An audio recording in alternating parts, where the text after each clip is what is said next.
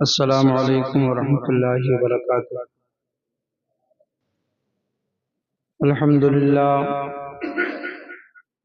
अल्हम्दुलिल्लाहि रब्बिल आलमीन वल आक़िबतु लिल मुत्तक़ीन अस्सलातु वस्सलामु अला सय्यिदिल अंबियाइ वल मुरसलीन व अला आलिहि व अस्हाबिहि अजमईन। अम्मा बाद फ़अऊज़ु बिल्लाहि मिनश शैतानिर रजीम। बिस्मिल्लाहिर रहमानिर रहीम। या अय्युहल्लज़ीना आमनू क़ू अनफुसकुम व अहलीकुम नारा आमनतु बिल्लाहि सदक़ल्लाहुल अज़ीम।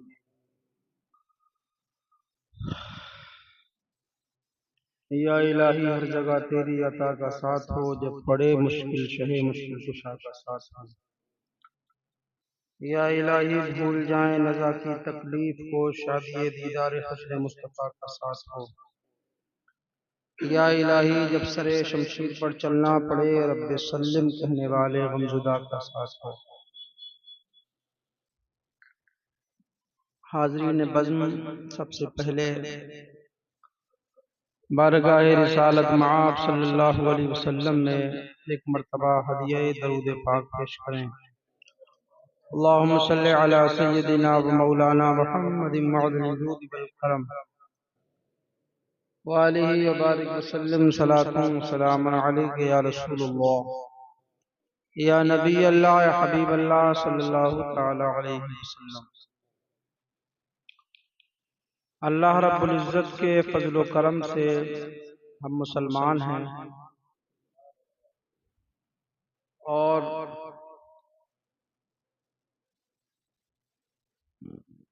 जितनी भी नेमतें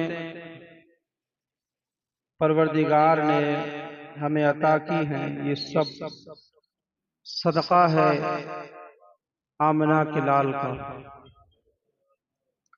अल्लाह के महबूब का, अनीस बेकसां का।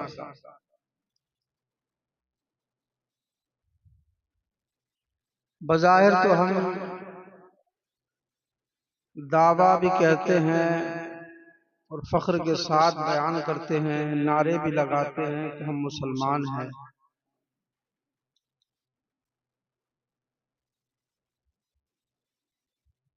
लेकिन मुसलमान होने के लिए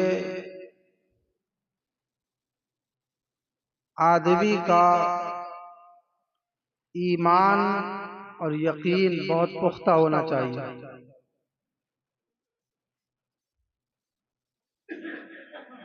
आज अक्सरियत मुसलमानों की ये है कि उनका भरोसा और यकीन जिस तरीके से रसूल पाक अलैहिस्सलातु वस्सलाम पर होना चाहिए, अल्लाह पर होना चाहिए, कुरान पर होना चाहिए, इस्लाम पर होना चाहिए, ना वो यकीन है, ना वो भरोसा है, ना वो एतमाद है। जो जितना ज्यादा यकीन रखता है अल्लाह के रसूल की बातों पर, अहदीस पर, कुरान पर, अल्लाह पर, उसके अंदर उतना ही अमल का जज्बा पैदा होता है। जो जितना ज्यादा भरोसा और यकीन करेगा खुदा और रसूल की बातों पर,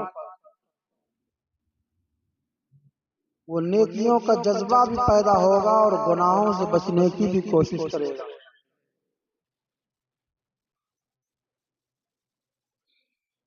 कुरान पाक की जो आयत करीमा, या अय्युहल्लज़ीना आमनू क़ू अनफुसकुम व अहलीकुम नारा, ऐ ईमान वालो, अपने आप को और अपने अहलो अयाल को जहन्नम की आग से बचाओ। आगे उस आयत में कहा गया, वो जहन्नम जिसका ईंधन इंसान और पत्थर है, लेकिन इंसान सुनता भी है, पढ़ता भी है,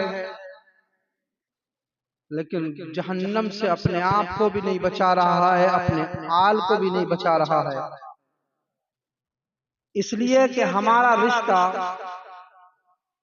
कुरान से कमजोर हुआ, हमारा रिश्ता खुदा से कमजोर हुआ, हमारा रिश्ता हमारे नबी से कमजोर हुआ।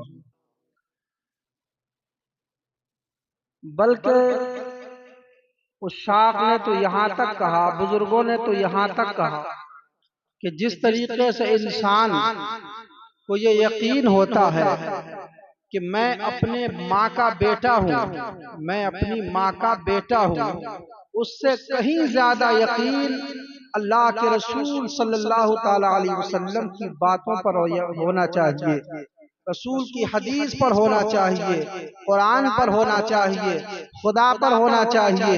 लेकिन आज हमारा रिश्ता कमजोर है यकीन का, इसीलिए न गुनाहों से बच रहे हैं, न नेकियां करने का जज्बा हमारे अंदर पैदा हो रहा है।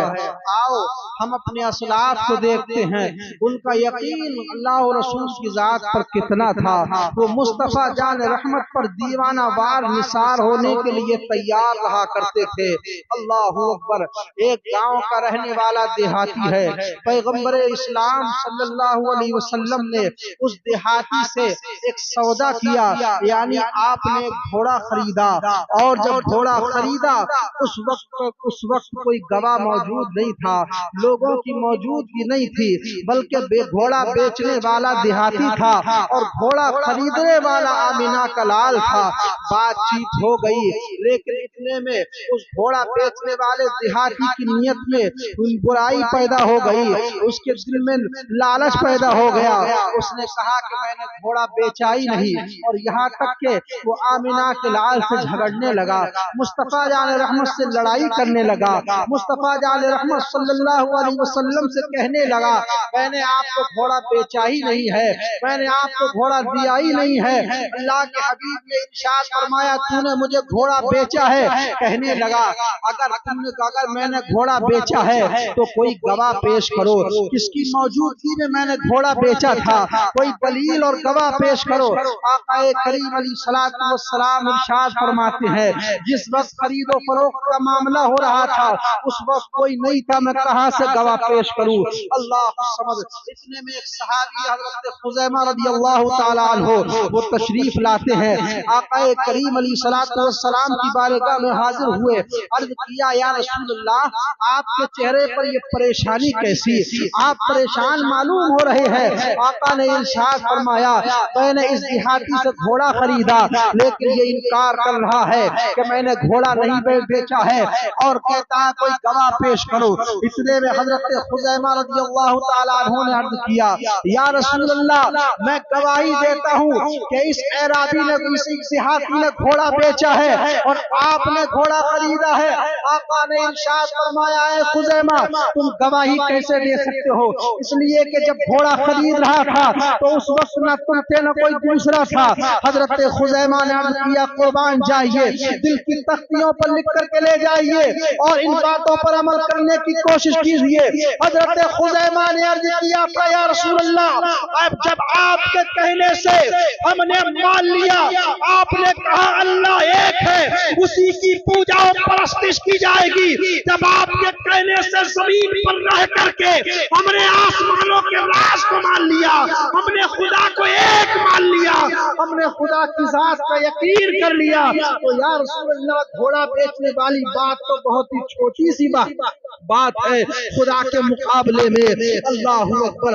आका करीम अलैहिस्सलातु वस्सलाम ने इरशाद फरमाया, है खुज़ैमा तुमने मेरी तस्दीक की है और गवाही दी है, आज इनाम के तौर पर मैं तुम्हें कहता हूँ कि आज के बाद जब तुम गवाही दोगे तो दो मर्दों के मुकाबले में तुम्हारी अकेले की गवाही मान ली। ये भरोसा था, ये यकीन था, ये तवक्कुल था। ऐसे होते थे मुसलमान, ऐसे होते थे उशाक, ऐसे होते थे नबी के गुलाम। लेकिन हमारा हाल क्या है, हम कहें कि जहन्नम में ऐसे ऐसे अज़ाब होंगे कहा जाता है देखा जाएगा। नमाज ना छोड़ो, जहन्नम के दरवाजे पर नाम लिख दिया जाता है बेनमाजी का, कहते हैं देखा जाएगा। रोजा ना छोड़ो, ये गुनाह, कहते हैं देखा जाएगा। जिना के करीब ना जाओ, कहते हैं देखा जाएगा। क्या देखा जाएगा? कुछ नहीं देखा जाएगा। इंसान, तेरी औकात इतनी नहीं है कि तू देख सके। अल्लाह अकबर। आओ अब उसी गैबदा नबी ने क्या इरशाद फरमाया। आक़ाए करीम अलैहिस्सलातु वस्सलाम ने जन्नत के इनामात का भी तज़किरा फरमाया है। यानी जो अच्छे काम, अच्छे रास्ते और सीधे रास्ते पर चलेगा और अपनी जिंदगी गुजारेगा, अल्लाह रब्बुल इज्जत उसको जन्नत में जन्नत अता फरमाएगा। लेकिन वही आक़ाए करीम अलैहिस्सलातु वस्सलाम ने ये भी इरशाद फरमाया है कि जो गुनाह करने के बाद, बुराइयां करने के बाद, अल्लाह को नाराज करने के बाद अगर जिंदगी गुजारेगा तो उसके लिए अल्लाह ने दर्दनाक अज़ाब तैयार कर रखा है। यानी जहन्नम बनाई है और जहन्नम बदकारों के लिए है, सियाकारों के लिए है, खताकारों के लिए है, गुनाहगारों के लिए है। आक़ाए करीम अलैहिस्सलातु वस्सलाम इरशाद फरमाते हैं कि जहन्नम के अंदर एक वादी है जिसका नाम गई है, वादी गई। अल्लाहु अकबर। ये वादी गई क्या चीज है? ये वादी गई जहन्नम का एक जंगल है। जंगल का तसव्वुर कीजिए। दुनिया के अंदर जब इंसान जंगल का तसव्वुर करता है, अकेला इंसान जब जंगल में सफर करता है, उसको वहशत मालूम होती है, उसको डर मालूम होता है, उसको खौफ मालूम होता है, वो परेशान हो जाता है। लेकिन ये तो दुनिया का जंगल है। कल मैदान महशर में खुदा न खास्ता जहन्नम में डाल दिया गया। उसी जहन्नम के जंगल की बात आका इरशाद फरमा रहे हैं कि वो वादी गई है और उसी वादी गई में एक और वादी है उस जंगल में। उस वादी का नाम है हब-हब, वादी हब-हब। अल्लाह समद। ये हब-हब क्या है? आका ने इरशाद फरमाया हब-हब वो है कि जिससे रोजाना 36 मर्तबा जहन्नम भी पनाह मांगती है। अल्लाह 36 मर्तबा जिससे जहन्नम पनाह मांगे, उस वादी का नाम वादी हब-हब है। और आका ने इरशाद फरमाया जहन्नम जब सर्द पड़ने लगती है, जहन्नम जब ठंडी पड़ने लगती है, अल्लाह हुक्म देता है जब वादी हब-हब को खोल दिया जाए। वादी हब-हब को जब खोला जाता है तो जहन्नम भड़कने लगती है पहले की तरह। अल्लाह को समझ। यहीं पर बस नहीं है, बल्कि आका ने इरशाद फरमाया वादी हब-हब इतनी गर्म है कि बड़े बड़े पहाड़ों को उसमें डाल दिया जाए तो सारे पहाड़ जल करके खाक हो जाए, पिघल जाए। आका इरशाद फरमाते उसमें बिच्छू होंगे और बिच्छू इस बला के होंगे कि जब बिच्छू इस बला के होंगे, पुख्ती ऊंटों की तरह बड़े बड़े बिच्छू होंगे। सांप होंगे, सांप इतने बड़े होंगे कि 70 साल तक कोई इंसान रास्ता चलता रहे तो 70 साल में जितना रास्ता तय किया जाता है, इतने बड़े बड़े सांप उस वादी हब-हब के अंदर होंगे। अल्लाहू अकबर। आका बयान फरमा रहे हैं, सहाबा समाअत कर रहे हैं और अल्लाह के रसूल की एक बात पर यकीन कर रहे हैं। हाँ, जहन्नम के अंदर 70 साल की मसाफत के बराबर सांप होंगे। जहन्नम के अंदर पुख्ती ऊंटों के बराबर बिच्छू होंगे। जहन्नम के अंदर बड़े बड़े पहाड़ों को डाला जाएगा तो वादी हब-हब में पहाड़ों को पिघला दिया जाएगा। आक़ाए करीम अलैहिस्सलातु वस्सलाम की बारगाह में सहाबा ने अर्ज़ किया, या रसूल अल्लाह जरा ये तो बताइए उस वादी हब-हब के अंदर किसको डाला जाएगा? वादी हब-हब में कौन जाएगा? वो कौन बदकार और सियाकार और खताकार होगा जिसको वादी हब-हब में डाला जाएगा? अल्लाह के रसूल ने इरशाद फरमाया वो 5 कम नसीब हैं जिनको वादी हब-हब में डाला जाएगा। 5 कम नसीब, अल्लाह करे उनमें से हम ना हों। आक़ाए करीम अलैहिस्सलातु वस्सलाम ने इरशाद फरमाया पहला कम नसीब वो है जो बेनमाजी होगा। यानी पहला शख्स वो होगा जो नमाजों को छोड़ता होगा, जो बेनमाजी होगा। उसको जहन्नम में डाल दिया जाएगा वादी हबफ के अंदर। आज नमाजों को छोड़ना कोई ऐब नहीं समझा जा रहा है, कोई बुराई नहीं समझा जा रहा है। इंसान बातों में तो वक्त गुजार देता है, लेकिन नमाज में सर झुकाने के लिए तैयार नहीं है। दुकान में बैठ करके वक्त गुजार देता है, लेकिन नमाजों में सर झुकाने के लिए तैयार नहीं है। होटलों पर बैठकर चाय की चुस्कियां लेने में तो वक्त गुजार देता है, लेकिन नमाजों में सर झुकाने के लिए तैयार नहीं है। दोस्तों की महफिल में वक्त गुजार देता है, नमाज अदा कर देता है, लेकिन नमाज पंजगाना अदा करने के लिए तैयार नहीं है। आला हजरत फाज़िल बरेलवी ने हदीस के मजमूए के तहत इरशाद फरमाया कि वादी हबफ में जब बेनमाजी को डाला जाएगा, आला हजरत लिखते हैं कि एक नमाज छोड़ने के बदले में हजारों साल उसमें जलाया जाएगा वादी हबफ में। अल्लाहु अकबर। वो वादी हबफ के जिसमें पत्थर और पहाड़ पिघल रहे हैं, इतने बड़े बड़े सांप और बिच्छू हैं। ऐ इंसान, तू नमाज छोड़ने के बाद क्या देखा जाएगा? क्या तेरा वजूद, तेरी वजूद का क्या बनेगा?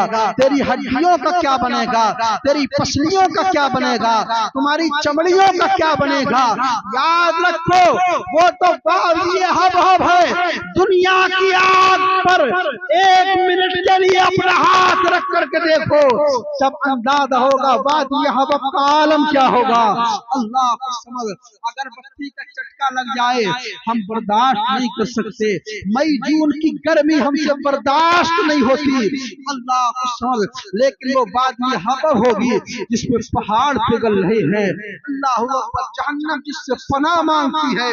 बेनमाजी के ताल्लुक से कहा गया है कि हजारों बरस एक नमाज फर्ज छोड़ने के इवज में उसको हजारों बरस वादी हबफ में चलना पड़ेगा। और अल्लामा नकी अली खां आला हजरत के वालिद इरशाद फरमाते हैं, क्या फरमाते हैं कि नमाज छोड़ने के इवज यानी इंसान एक वक्त की नमाज छोड़े और उसके बदले में अल्लाह तबारक व तआला को पूरी दुनिया पेश करे, तो ये पूरी दुनिया कबूल नहीं की जाएगी। एक टाइम की नमाज छोड़ दे और उसके बदले में अगर अल्लाह को पूरी दुनिया पेश करे, तो वो पूरी दुनिया एक नमाज के वक्त के लिए काफी नहीं होगी। हम जरा गौर तो करें, हम नमाजों को अहमियत नहीं देते।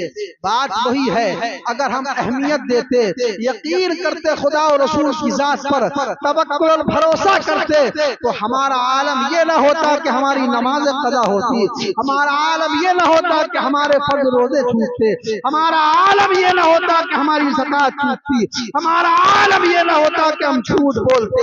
पता चला रिश्ता कमजोर हो चुका है, यकीन कमजोर हो चुका है, इसीलिए ना अमल का जज्बा पैदा हो रहा है, ना गुनाहों से हम बच रहे। और 1000 साल तक भी इंसान एक नमाज के छोड़ने पर आंसू बहाए, तब एक वक्त की नमाज का कफ़ारा अदा नहीं हो सकता। 1000 साल तक आंसू बहाए तो एक वक्त की नमाज का कफ़ारा भी वो अदा नहीं कर सकता।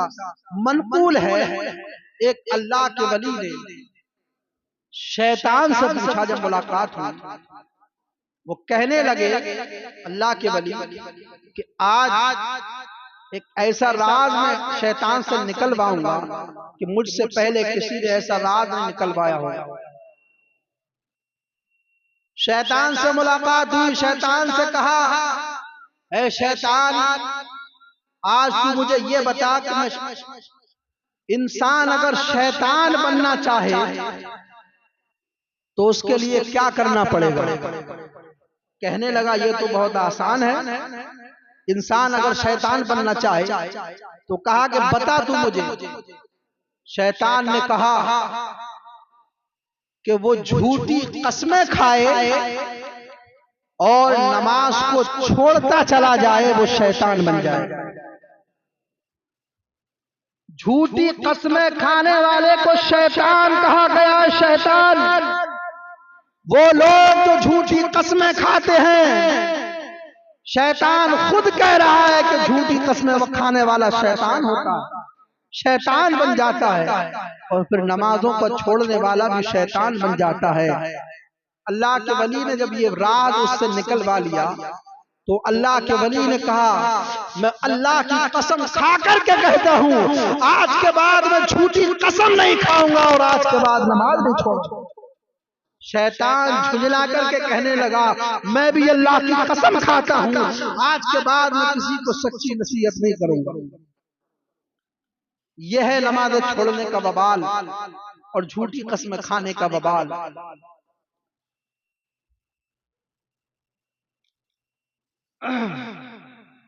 और वो कुतुब जो आसमानी कुतुब है, कुरान मजीद के अलावा 4 किताबें आसमानी हैं, तो पहली जो आसमानी किताबें नाजिल हुई कुरान शरीफ से पहले, उन आसमानी किताबों में भी अल्लाह रब्बुल इज्जत ने इरशाद फरमाया, अल्लाह फरमाता है कि मैं बेनवाजी पर लानत करता हूं, लानत।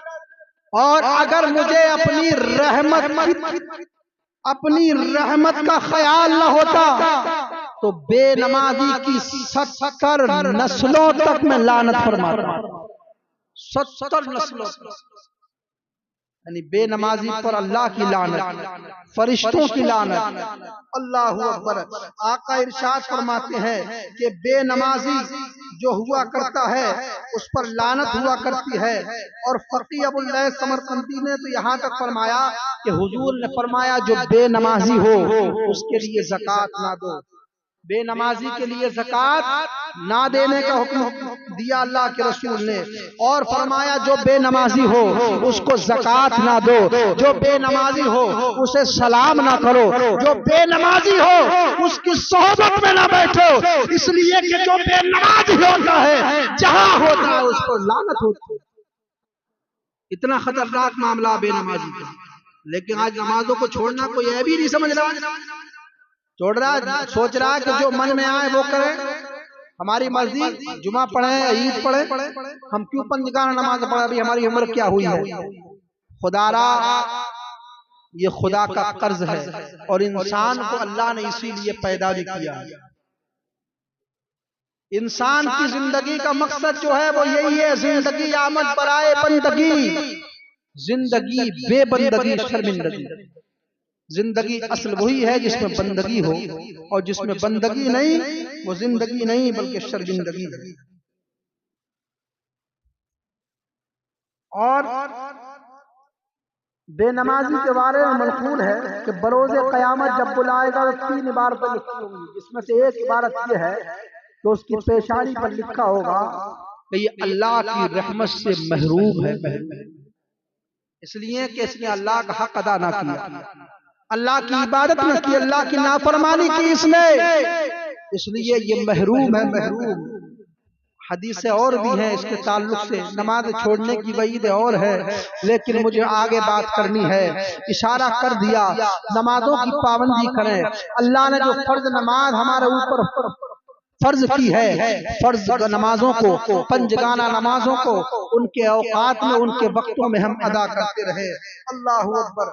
और अल्लाह के रसूल ने इरशाद फरमाया, दूसरा जो कम नसीब होगा जो वादी हबब के अंदर जाएगा, दूसरा कम नसीब वो है जो जानी है, यानी जो जिना करता है और जिना करते करते वो बगैर तौबा के मर गया तो वो जहन्नम के अंदर डाला जाएगा, जो वादी हबहब है, जिससे जहन्नम 36 मरतबा हर दिन पनाह मांगती है, उसके अंदर डाला जाएगा। आज जिना का मामला देखे, इंसान जिना को भी गुनाह नहीं समझ रहा है बल्कि अपना हक समझ रहा है। हम जवान हैं, हम जवानी को जिना में गुजारेंगे, अय्याशियों में गुजारेंगे, हमारा कौन क्या करेगा। बड़ी माजरत के साथ मैं किसी एक को टारगेट नहीं बना रहा हूँ, ना ही मेरा मकसद जलील करना है, मेरा मकसद इस्लाह करना है, खुदा रा बुरा ना माने। यहाँ पर जवान भी है, बूढ़े भी है। आज देखिए मुस्लिम माशरे के अंदर देखिए, इसी संगम बिहार में कितना जिना हो रहा है, लड़के और लड़कियां लिविंग में रह रहे हैं, गलत तरीके से जिंदगी गुजार रहे हैं। कोई जिना के अड्डों पर जा रहा है, कोई दोस्ती में जिना कर रहा है, कोई मदद के नाम पर जिना कर रहा है, कोई किसी तरीके से जिना कर रहा है। जिना करने वालों के ताल्लुक से सूफिया किराम फरमाते हैं, जो जानी होता है अल्लाह उसके यहाँ पर लंगड़ी, लूली, अंधी यानी ऐबी औलाद को पैदा फरमाता है। यानी 98% जो लंगड़ी, अंधी, लूली और ऐबी औलाद पैदा होती है वो जिना की नहुसत की बुनियाद पर पैदा होती है। आज हाल देखें, जवानी अल्लाह ने दिए तो इसको जितना चाहे उतने बुराइयों में गुजारोगे, कोई कहने वाला नहीं है तुमसे। हजरत सैयदना सलमान फारसी, ये साहबी रसूल हैं जिनके बारे में अल्लाह ने फरमाया सलमान मेरी अहले बैत से। वो सलमान फारसी क्या इरशाद फरमाते हैं कि 70 मरतबा मुझे जिंदा किया जाए और फिर मौत दी जाए, फिर जिंदा किया जाए, फिर मौत दी जाए, तो मैं 70 मरतबा जीना और मरना पसंद करूंगा, लेकिन किसी इंसान की नंगी रान को एक मरतबा देखना पसंद नहीं करूंगा।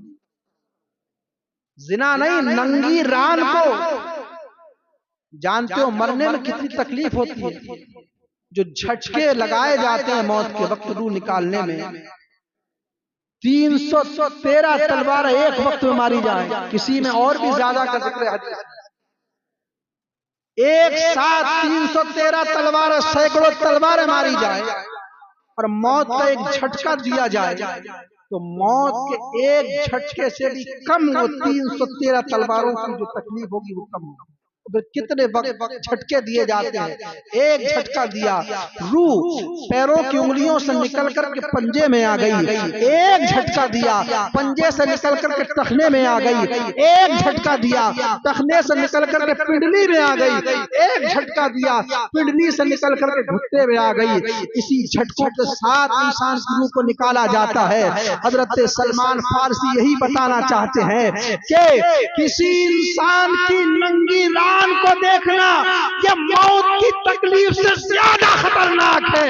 मैं 70 मरतबा जी करके मरना, मर करके जीना पसंद करूंगा, लेकिन किसी की नंगी रात की तरफ देखना गवारा नहीं। और हजरत अली तो यहां तक फरमाते हैं कि मैंने कभी भी बिला वजह, जरूरत के बगैर अपने सतर को नहीं देखा, अपनी शर्मगाह को नहीं देखा, अपने सतर को नहीं देखा। आपसे पूछा गया किस लिए आपने ऐसा किया? हजरत अली फरमाते हैं कि जिन आंखों से मैं अपने नबी का दीदार करता हूँ, जिन आंखों से मैं रुक मुस्तफा की ज़ियारत करता हूँ, जिन आंखों से नबी पाक सल्लल्लाहु अलैहि वसल्लम का दीदार करता हूँ, मुझे ये गवारा नहीं कि मैं बिला वजह उन आंखों से अपनी शर्मगाह को देखूं, अपने सतर को। गौर करें, गौर और तौबा करें। और गुनाहों के ताल्लुक से और जिना के ताल्लुक से आगे हदीस है कि जो जानी है, जानियों को जहन्नम के निचले तबके में डाला जाएगा। जो जानी है उनको जहन्नम के निचले तबके में डाल दिया जाएगा। और उसके बाद अल्लाहु अकबर, दूसरी हदीस में आका इरशाद फरमाते हैं कि जानी क़यामत के दिन इस हाल में आएंगे तो उनके चेहरे पर जहन्नम, उनके चेहरे पर जो है वो आग होगी, यानी आग के शोले उनके चेहरों से निकलते होंगे। अल्लाह कुछ समझ। और यहीं पर बस नहीं है, बल्कि जहन्नम के अंदर कुछ लोगों के गुनाहों पर पर्दा डाला जाएगा। लेकिन जो जानी होंगे, जानियों की शर्मगाह से जो बदबू आएगी, हर मैदान महशर का इंसान समझ जाएगा ये इंसान जानी है, ये इंसान दुनिया में जिना करता था। यानी उसको उसके ऐब को खोल दिया जाएगा खुदा की तरफ से। जो जानी होंगे उनकी शर्मगाह से ऐसी बदबू आएगी कि लोग जान लेंगे दुनिया में इन्होंने जिना किया था। इधर तो जहन्नम, इधर तो चेहरे से आग के शोले निकलेंगे, उधर शर्मगाह से ऐसी ऐसी बदबू आएगी कि इंसान समझ लेंगे कि ये जानी है, दुनिया में इन्होंने जिना किया है। और उसके बाद यहीं पर बस नहीं है, आका इरशाद फरमाते हैं कि उनको मुंह के बल घसीटते हुए वादिये हब में ले जाया जाएगा। जब वादिये हब में वो पहुंचेंगे, हजरत मालिक अलैहिस्सलाम जो जहन्नम के दरोगा है, वो जहन्नम के दरोगा हजरत मालिक इरशाद फरमाएंगे, फरिश्तों को हुक्म देंगे, ऐ फरिश्तों, इनकी आंखों में जहन्नम की आग की सलाई फेर दो। फरिश्ते कहेंगे आपके हुक्म की तामील की जाएगी। वो फरिश्ते जहन्नम की आग की सलाखें उनकी आंखों में फेरेंगे। और उसके बाद यहीं पर बस नहीं है, हजरत मालिक कहेंगे कि इसको जो है वो जहन्नम की बनी हुई आग की कमीज पहना दो, यानी कुर्ता पहनाओ जहन्नम की आग का बना हुआ। जब उस जानी को जहन्नम की आग की कमीज पहनाई जाएगी, और हदीस पाक में आता है कि ये जो आग की कमीज होगी, जानते हो इसकी कितनी खतरनाक होगी। दुनिया के सबसे बड़े पहाड़ पर वो कमीज अगर रख दी जाए तो दुनिया का बड़े से बड़ा पहाड़ जलकर के राख हो जाएगा। वो जानियों को जहन्नम में पहनाई जाएगी। खुदारा हमारा तुम्हारा वजूद इतना मजबूत नहीं है जिसपे पत्थर पिघल रहे हैं, जिसमें पहाड़ गल रहे हैं, जिसपे बड़े बड़े सांप और बिच्छू हैं। हमारी और तुम्हारी क्या औकात, अगर छोटे से वजूद को रख दिया गया तो किस तरीके से हम बर्दाश्त करेंगे। खुदारा जिना छोड़ो और सच्ची तौबा करो। यही पर बस नहीं है, बल्कि आगे आका ने इरशाद फरमाया, हजरत मालिक अलैहिस्सलाम जहन्नम के दरोगा फरिश्तों को हुक्म देंगे कि इसको, इसके हाथों में आग की बेड़ियां डालो, पीतल की नहीं, तांबे की नहीं, लोहे की नहीं, बल्कि जहन्नम की आग की बेड़ियां। फरिश्ते उनके हाथों को जहन्नम की आग की बेड़ियों से जकड़ देंगे। उसके बाद कहा जाएगा इनके पैरों में भी जहन्नम की आग की बनी हुई जंजीरें डालो। तो फरिश्ते कहेंगे आपके हुक्म की तामील होगी, और जानियों के पैरों में जहन्नम की आग की बनी हुई जंजीरें डाली जाएंगी।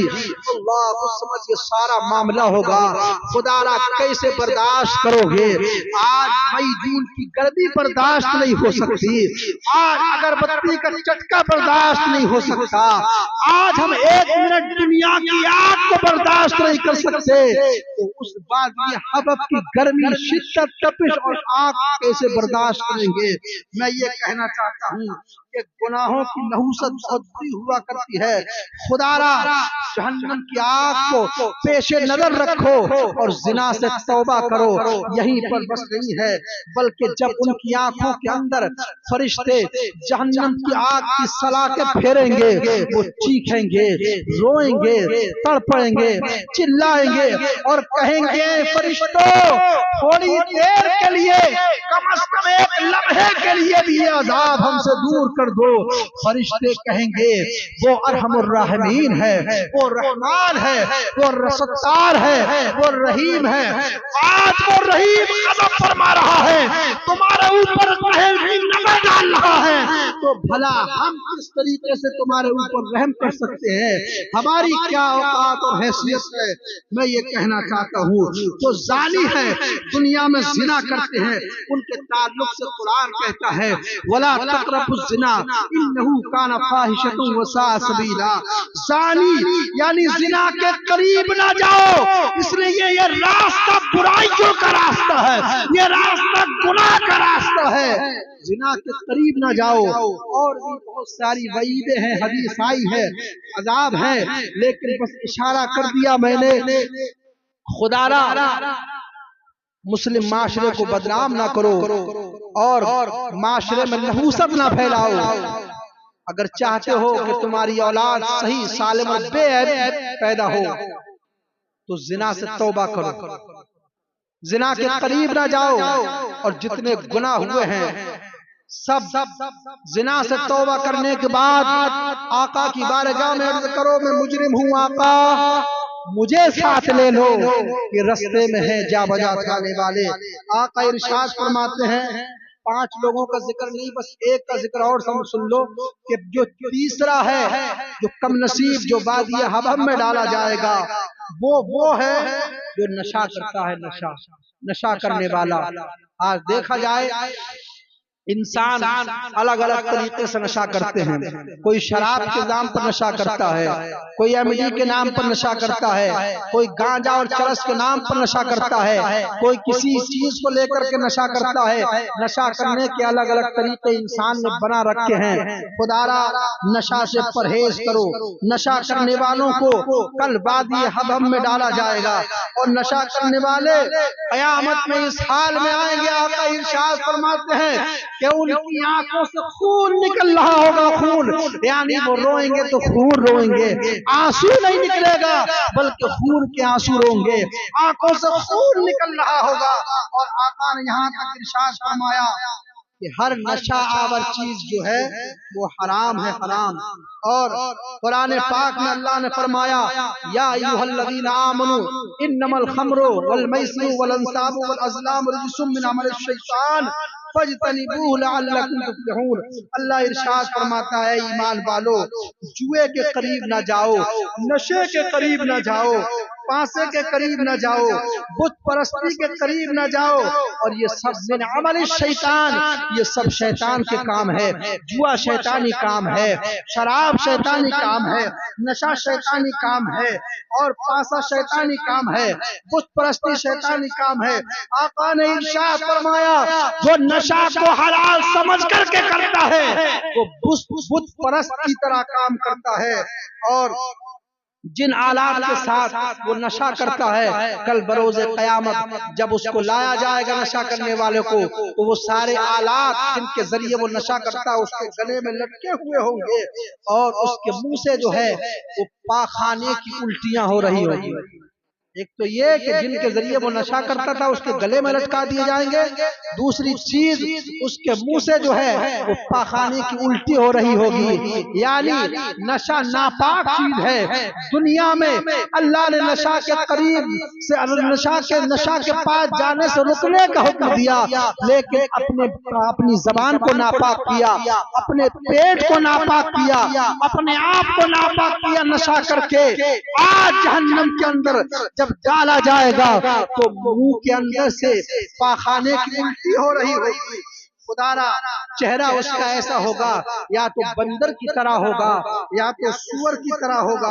तो जहन्नम के दरोगा हजरत मालिक अलैहिस्सलाम कहेंगे कि इसको जहन्नम की आग की बनी हुई जूतियां पहनाओ।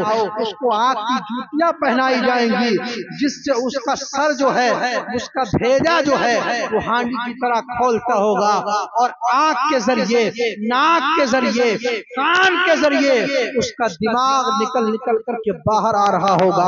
तो बाद ये हबब के अंदर नशा करने वालों को डाल दिया जाएगा। खुदारा अल्लाह तबारक व तआला ने बड़ी शफ़क़त के साथ हमें हुक्म दिया, शफ़क़तों के साथ कुरान पुकार करके कह रहा है या अय्युहल्लज़ीना आमनू कू अनफुसकुम व अहलीकुम नारा।